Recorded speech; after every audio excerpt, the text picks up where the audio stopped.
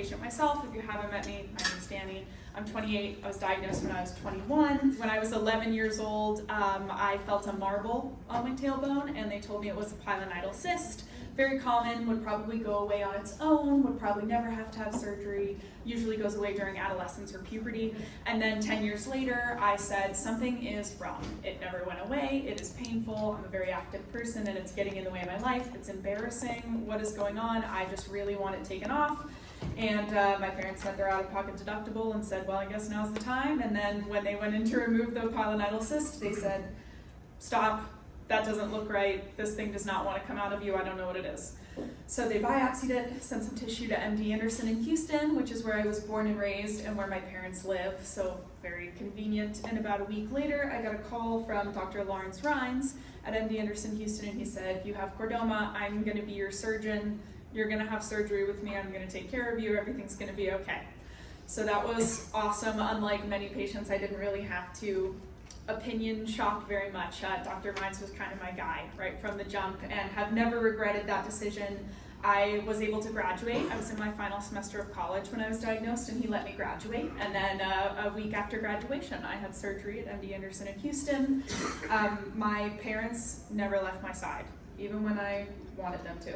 They never did, neither did my boyfriend, who's now my fiance. Just got engaged, and my family has been with me this whole time. Even now that I'm 6 years out, I have scans coming up in a few weeks, and everyone's already checking in. How's everyone feeling? We're starting to feel the anxiety creeping in, but it doesn't get easier, but you do get a little used to it, I found, and now I have my routines and rituals that help me get through it. And another massive factor for me was finding community to help me, because I realized, I'm sure as many of you have experienced as well, it's not just the physical side effects, it's a big emotional, mental toll, it's a lot to handle. And I was very young, I even felt bad for my parents, seeing the emotional toll that they had to deal with. I always joked with my doctors, I'm not worried about my blood pressure, take theirs, they're freaking out, I'm gonna be okay.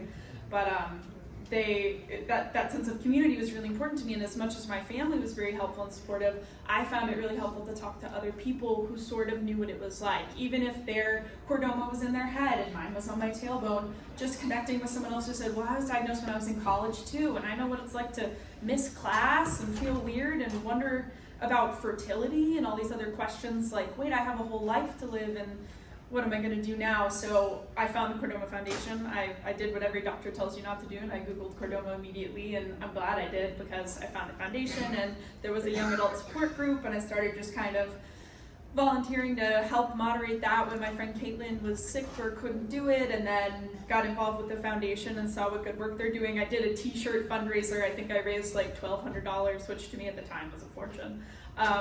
Just selling t-shirts that said Team Dani, that all my professors and my parents and my family bought. So I got involved with the foundation, and I really never looked back, because that was like a pivotal moment for me in my healing, not only as I was going through surgery, but as I was healing from surgery, was finding that it made me feel empowered in a situation where I didn't really have a lot of control over what was going on. Someone else was cutting on me, someone else was telling me what to do, and I was just kind of felt like a sitting duck at times. So this was kind of a way that I could take some control back of my own life and feel like I was contributing and making something positive out of something that was very scary. So I began feeling empowered mostly when I got educated, which was all thanks to the Chordoma Foundation. I went on the website and said, whoa, this is a lot of information. My parents printed out every single information packet and put it in a big binder, and it was the most magical resource for education, but also that sense of connecting with other people, which for me has always been the cornerstone of how I live my life, connecting with others. So very special, and I realized that the people in this community are the best people I've ever met, and to this day I joke, I don't know if that's coincidental or if only the coolest, best people get chordoma, but it's the coolest club no one wants to be a part of. But everyone I've met in this community are dear friends to me now that I don't remember what it was like before I met them and had them in my life. So we have this scary thing that all of us wish we didn't have, but we also have each other, help each other through, ask each other those tough questions or those questions that we wouldn't want to bring up to our friends. looking at my other fellow sacral patients about battling bladder and sexual function and all that stuff. It's so relieving when you realize that you have people you can turn to. You have someone you can talk to, a hand you can hold, a face you can see. So comforting. And there's so much more that goes along with that, but some of the basic ways, entry-level ways, if you're wanting more connection, the foundation has so many opportunities for you to find that. We have online communities, the Facebook group, thank you Sharon, Chordoma Connections, which are patient navigation services started for those folks who maybe aren't on social media or want a bit more of a private feeling board that's just dedicated to Chordoma. And those have kind of sprung off into other online groups. We now have a Midwest group that sort of wants to meet up and is doing a virtual team for Team Chordoma, and some friendships that have just developed naturally for me through these groups that I've met. We have online support groups that are moderated via Zoom, which are really great. We have a peer guide program. We have several peer guides in the audience today, and I'll shout some of you out in a little bit. But those are a bit more specific if you're looking to talk to someone who also had, I think someone mentioned earlier, a tumor on their, L2 or, S4. Like if you're wanting to talk to someone who's maybe had a little bit of a similar, even though every chordoma is a snowflake or a fingerprint, as Dr. Shuba said earlier, you can find someone who's had a little bit sort of the same experience as you, a little bit more of a tailored type of connection. You can also share your story on our website. We have a whole page of uncommon stories, just where people can tell their story. This is what happened to me. This is how I was diagnosed and what I did about it and how it's going for me and how it impacted my life. And not only is it kind of cathartic in my experience to share my own, it feels so amazing to read other people's. I'm reading about survivors who say, I'm 18 years out, I'm 22 years out. It always gets me, because I'm like, I want to be you one day. I want to be 18 years out, 22 years out. Or other folks who I say, oh, me too. I also was misdiagnosed with a cyst, and I also am just a few years out and navigating that territory. So a lot of hope to be found on that section of our website. You can put yourself on our Chordoma community map, which is really cool to be able to see people all over the world who are dealing with this. You can spread awareness. We have so many resources that are so easy to share. The link to our website and pages dedicated to radiation, dedicated to lumbar versus cervical versus thoracic versus sacral, radiation, surgery, everything you could possibly think of. So easy to just copy and paste the link and share it with your loved ones who say, I want to help, but I don't know the first thing about Chordoma. And I would say that one of the biggest things I took away from our panel earlier of survivors and caregivers was the range of experience that I heard. People who are just a few years out, who just had radiation, people who have been a caregiver now for over a decade and what that journey looks like, people who are 18 years out and dealing with side effects. Every single person's experience being unique can seem isolating maybe at first. Well, no one has it exactly the same as me, but I think it's actually so valuable because each individual journey and each individual's contributions and what they have to contribute and how they want to contribute it are so valuable. No one can contribute in the exact same way that you can, and maybe there's someone out there who would really benefit from hearing your experience or hearing how you got through it. A big one is fundraising, and I think there's some people who immediately are like, oh, I could never fundraise. Yes, you can. I'll help you do it. It's important not only for us to raise funds to continue the amazing research we're doing, but the sense of empowerment in contributing and giving back. I think Steve said it so well earlier.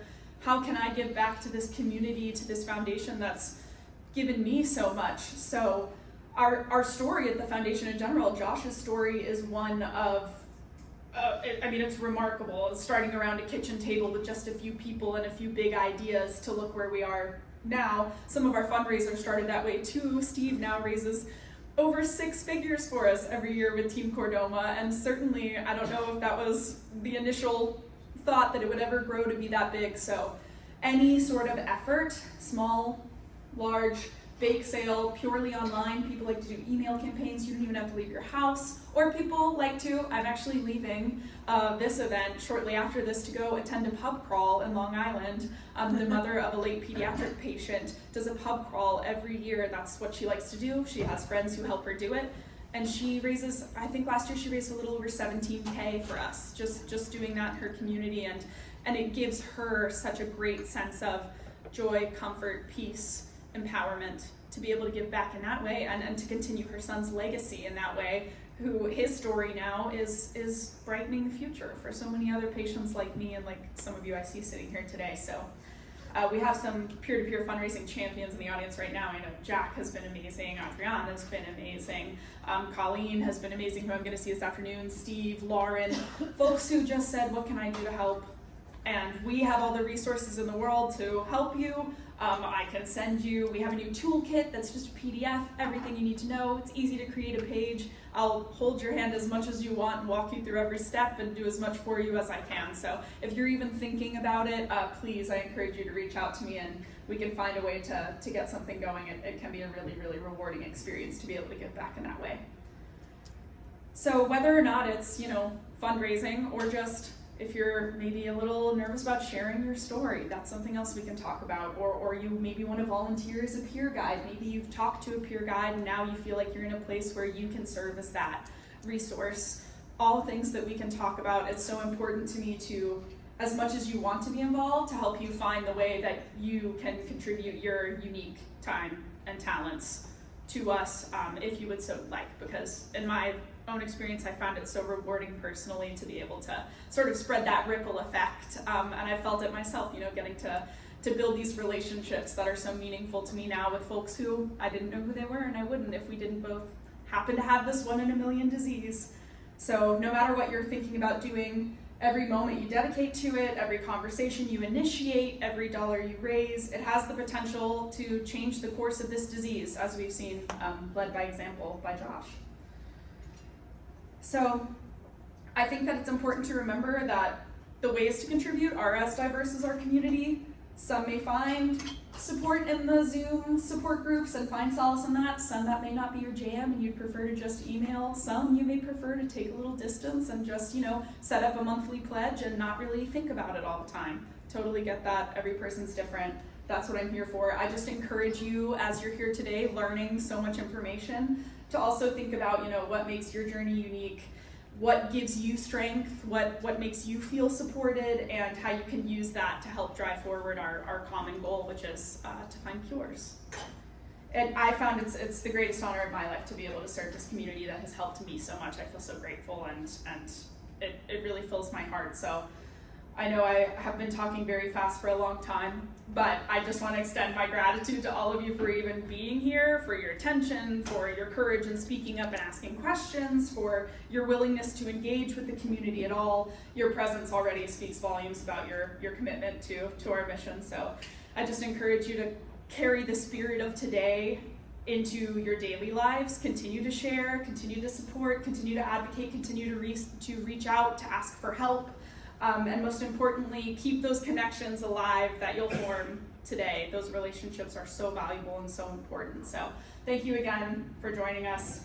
I always like to say that together we're not just a group of people who have a rare disease, we're a force for change. We're a beacon of hope for people with rare diseases all around the world. And I always like to end by saying that even though we're 1 in a million, we're never alone. Thank you.